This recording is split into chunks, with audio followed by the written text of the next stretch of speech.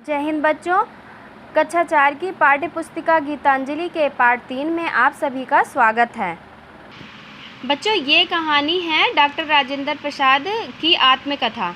बच्चों, इस कहानी के जो लेखक हैं वो स्वयं डॉक्टर राजेंद्र प्रसाद जी हैं। तो आइए बच्चों, इस कहानी को हम पढ़ते हैं। मेरा जन्म 3 दिसंबर 1884 को जीरादेई ग्राम में हुआ था।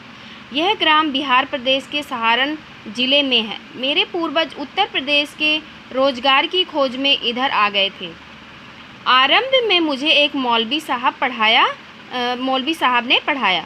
उनसे मैंने फ़ारसी का ज्ञान भी पाया। अंग्रेजी के लिए मुझे छपरा भेजा गया। फिर वहाँ बड़े भाई के साथ पटना गया। बचपन में मैं परिश्रमी था और पढ़ने में मन लगाता था। मुझे इसका हर्ष है। डॉक्टर राजेंद्र प्रसाद ने बोला कि बचपन में मैं बहुत परिश्रमी यानी बहुत मेहनती था और पढ़ने में मन लगाता था, और मुझे इस बात का हर्ष यानी खुशी है कि मैं स्कूल, कॉलेज और विश्वविद्यालय की जिस भी परीक्षा में बैठा और उसमें मैंने सर्वप्रथम यानी पहला स्थान प्राप्त किया। बाल्यकाल में ही मैंने रामायण, महाभारत एवं गीता आदि धार्मिक ग्रंथ पढ़े। मेरे जीवन पर इनका बहुत गहरा प्रभाव पड़ा। डॉक्टर राजेंद्र प्रसाद जी कह रहे हैं कि वो बाल्यकाल में यानी छोटे में ही रामायण, महाभारत एवं गीता आदि जैसे धार्मिक ग्रंथ पढ़े और उनको पढ़ने के बाद उनके जीवन पर बहुत गहरा प्रभाव पड़ा। ऊंची शिक्षा के लिए मैं कोलकाता गया। कोलकाता विश्वविद्यालय में सन 1907 में अंग्रेजी में एमए की परीक्षा उत्तीर्ण की यानी एमए की परीक्षा पास की। एक बार की घटना है, कलकत्ता विश्वविद्यालय के एक परीक्षक ने विद्यार्थियों के लिए 7 प्रश्न दिए और उनमें से किन्हीं 5 प्रश्नों के उत्तर देने का छात्रों को निर्देश दिया गया यानी आदेश दिया गया। तो मैंने 7 प्रश्नों के उत्तर दे दिए और यह परीक्षा पर छोड़ दिया कि उन 7 में 5 जो उचित समझे वो छांट लेंगे। जैसा कि बच्चों आप लोग भी ऐसे ही करते हो। जैसे कि हमने प्रश्न में पेपर में हम आपको 10 को प्रश्न देते हैं और उनमें से लिखते हैं किन्हीं 8 प्रश्नों के उत्तर देने हैं। तो आप क्या करते हो कि सारे प्रश्नों के उत्तर लिख देते हो। तो इसी तरह डॉक्टर राजेंद्र प्रसाद भी 7 प्रश्नों के उत्तर दे दिए और उन्होंने यह निर्णय जो है परीक्षक पर छोड़ दिए कि उन्हें जो 7 में से अच्छा लगेगा वो उनमें से छांट लेंगे। अब परीक्षक का निर्णय करने में कठिनाई पड़ गई और 7 प्रश्न जो थे वो सही थे। तो जो परीक्षक थे यानी टीचर चेक करने वाले थे तो उनको चेक करने में बहुत कठिनाई पड़ने लगी। और ये ऐसा क्यों हुआ? क्योंकि सभी प्रश्न जो थे वो बहुत अच्छे थे। अंत में परीक्षक ने यह गंतव्य व्यक्त किया कि परीक्षार्थी परीक्षा से भी बेहतर है।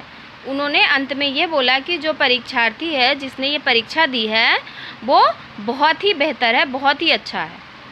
कोलकाता विश्वविद्यालय में मैंने वकालत परीक्षा उत्तीर्ण की और कानून में स्नातकोत्तर की परीक्षा में प्रथम श्रेणी में स्थान प्राप्त करने पर मुझे स्वर्ण पदक प्रदान किया गया।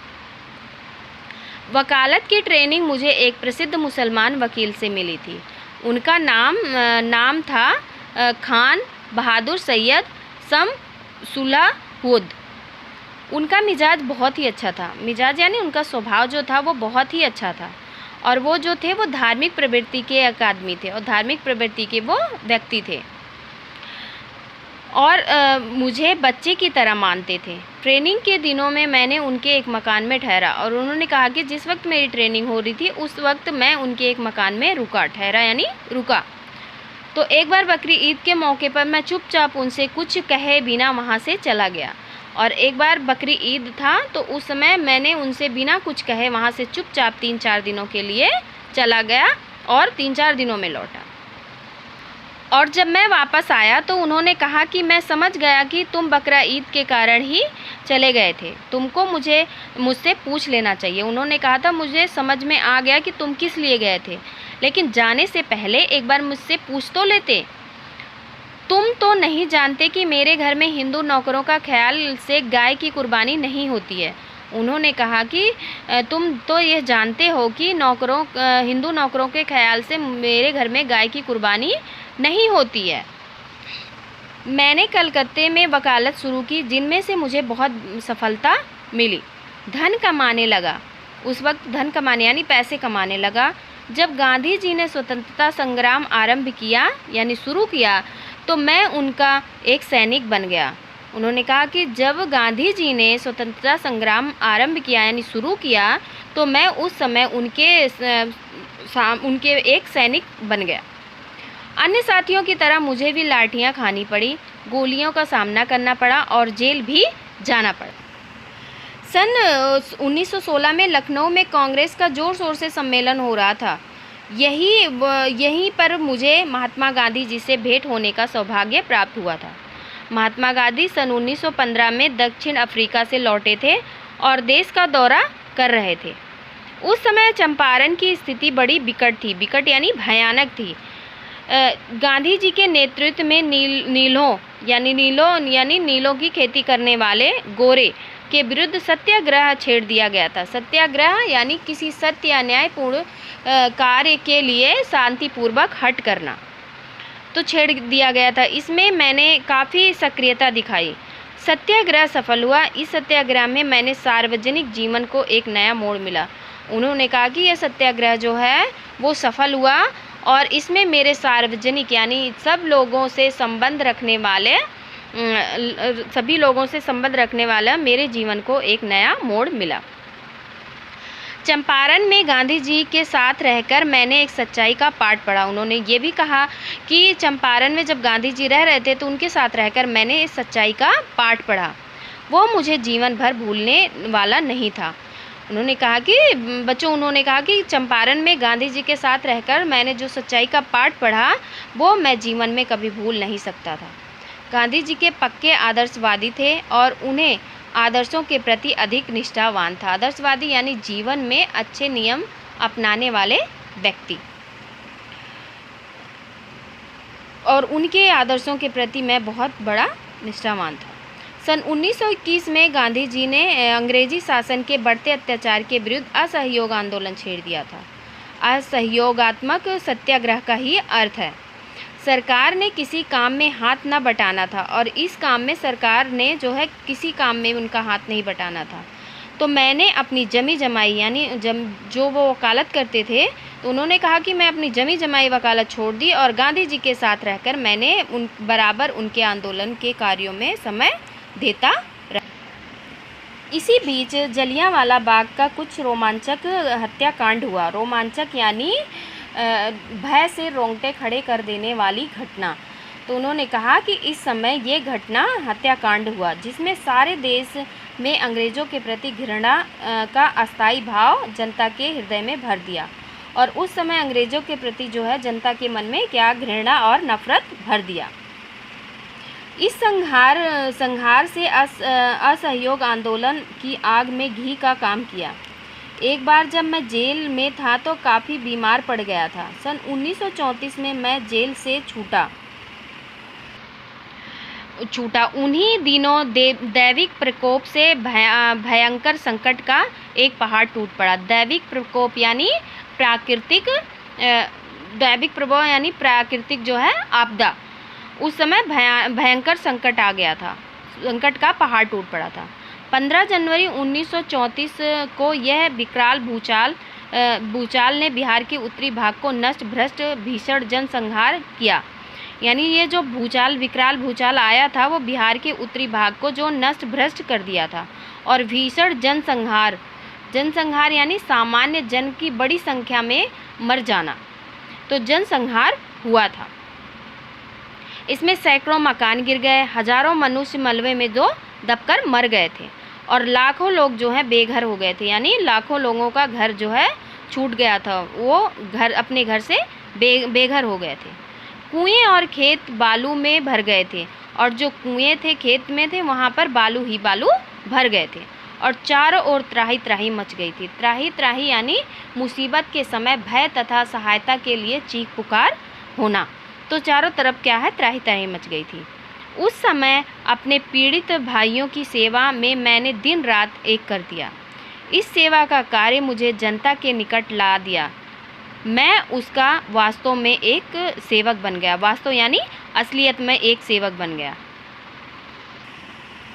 अभी भूकंप पीड़ितों को उबारा भी नहीं जा सका था कि भीषण बाढ़ आ गई। उसमें भी बाढ़ पीड़ितों को सेवा की। और उन्होंने कहा कि भूकंप जब आया था उससे अभी लोग उबरे नहीं थे, यानी उस संकट से अभी लोग उबरे नहीं थे, और इसी बीच क्या है, भीषण बाढ़ आ गई, भयानक बाढ़ आ गई, और बाढ़ पीड़ितों की भी मैंने बहुत सेवा की। सन 1942 में देश में भारत छोड़ो आंदोलन की घोषणा महात्मा गांधी ने की। इस आंदोलन में अंग्रेजी सरकार ने शासन की जड़ हिला दी। फलतः 21 सितंबर सन 1986 को भारत में एक अंतरिम सरकार बनी। अंतरिम सरकार यानी लास्ट सरकार बनी, जिसमें 12 मंत्री थे। मुझे खाद्य एवं कृषि विभाग दिया गया। उस समय देश में अन्य का घोर संकट था, और उसी समय अन्न का घोर संकट यानी बहुत बड़ा संकट था। मैंने अन्न का उत्पाद बढ़ाने का प्रयास किया। उत्पाद यानी अधिक पैदावार करने का प्रयास यानी कोशिश किया। जितना अन्न विदेशों से प्राप्त हो सका था उतना प्राप्त किया। बाद में मकई, ज्वार तथा सिंघाड़े के आटे का प्रचार भी किया। देश में अधिक अन्न उपजाऊ आंदोलन सूत्रपात भी मैंने किया, और मैंने अधिक अन्न उपजाऊ आंदोलन भी शुरू किया। 15 अगस्त सन 1947 को भारत स्वाधीन हुआ। स्वाधीन यानी भारत जो है आज़ाद हुआ।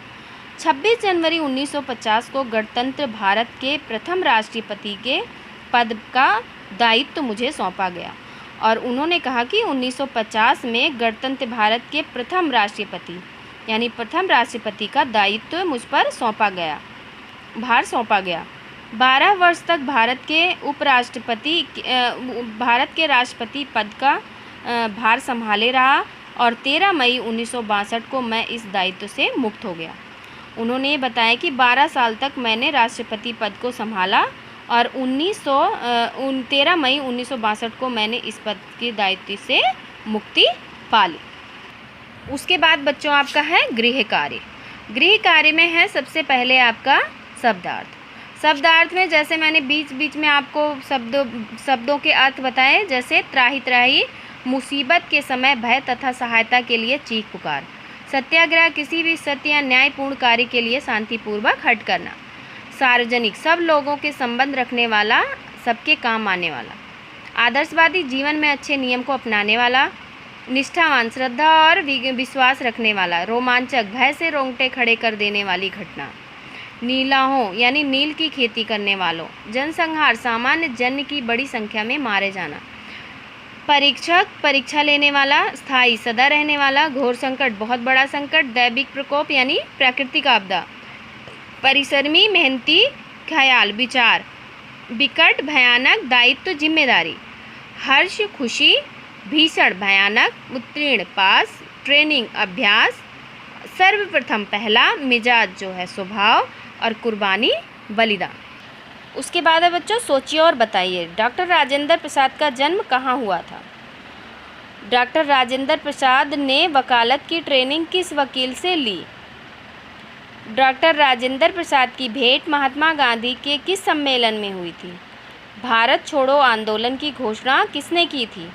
तो बच्चों इस पाठ को पढ़ना है, और इस प्रश्नों के उत्तर स्वयं ही लिखना है। उसके बाद है निम्नलिखित प्रश्नों के उत्तर दीजिए। डॉक्टर राजेंद्र प्रसाद का जन्म कब हुआ था। अब ऊपर में पूछे गए थे जन्म कहाँ हुआ था, और यहाँ नीचे प्रश्न में पूछे गए हैं कि उनका जन्म कब हुआ था।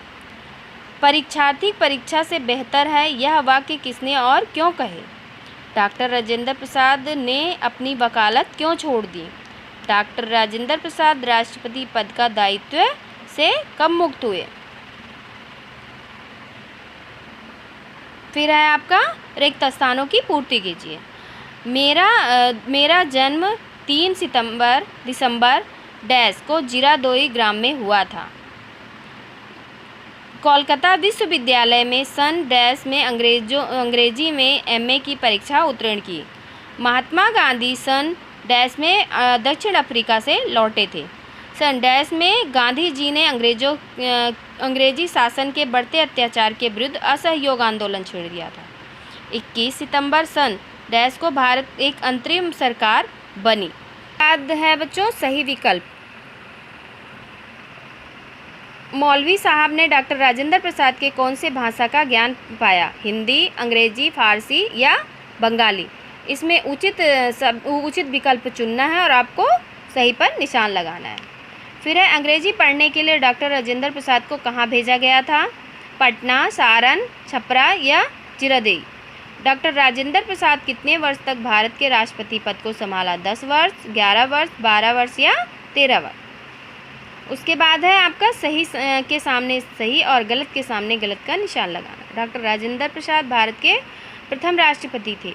डॉक्टर राजेंद्र प्रसाद ने 1907 में फारसी सीखी। महात्मा गांधी 1915 में दक्षिण अफ्रीका से लौटे। उसके बाद है सही मिलान कीजिए। अब डॉक्टर राजेंद्र प्रसाद का जन्म, बिहार में विकराल भूचाल, भारत में अंतरिम सरकार का निर्माण, भारत में गणतंत्र लागू हुआ और भारत स्वतंत्र कब हुआ?